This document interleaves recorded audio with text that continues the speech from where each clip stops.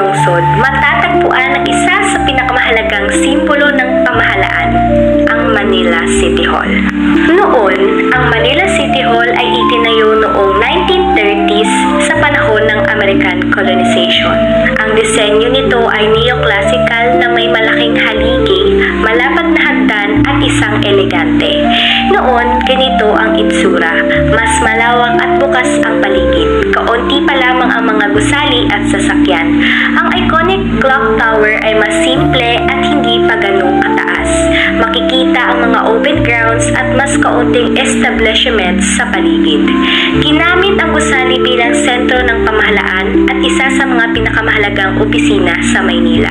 Nasira ito ng husto noong World War II, kaya maraming bahagi ang kinakailangang ayusin. Ngayon, ang Manila City Hall ay isa sa pinakakilalang gusali sa bansa dahil sa ang mas mataas at renovated na clock tower na may ilaw at mas matao at masikip na paligid dahil sa mga establishmento, traffic at government offices.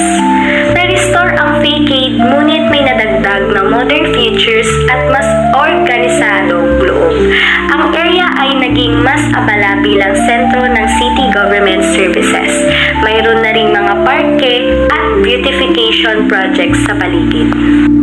Ngayon ay dadako na tayo sa ikalawa nating pag-uusapan, ang Malacanang Palace of Manila. Noong unang itinayo noong 1750s, ang Malacanang ay simpleng bahay bakasyonan ng isang mayamang Kastilang negosyante.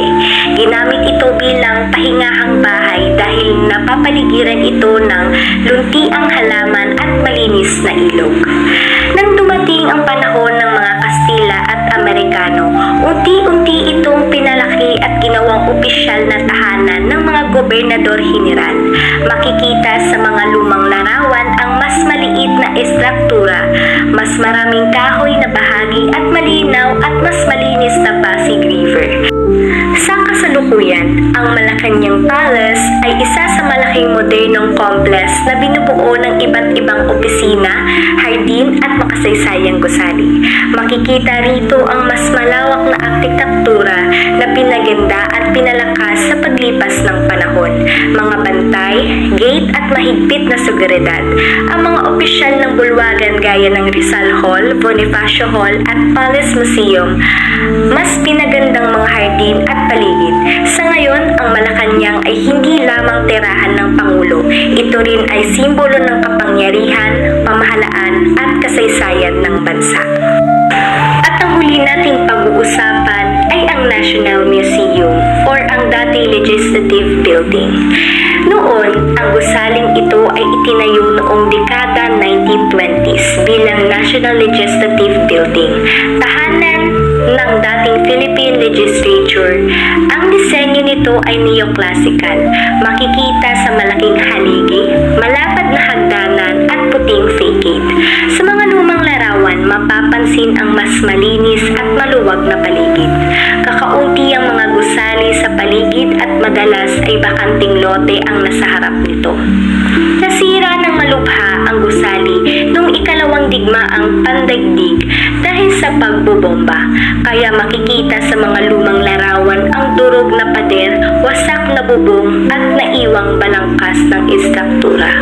Ngayon, matapos itong ma-renovate at maibalik sa orihinal nitong anyo, ang gusali ay naging bahagi ng National Museum of the Philippines, particular bilang National Museum of Fine Arts. Malinis at inayos ang buong facade. Sa pagdaan ng panahon, hindi lamang istruktura ang nagbago, kundi ang kahalagahan nitong patuloy na naglilingkod sa mga tao.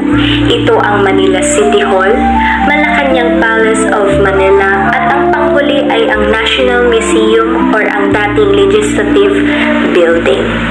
Kahapon, ngayon at bukas.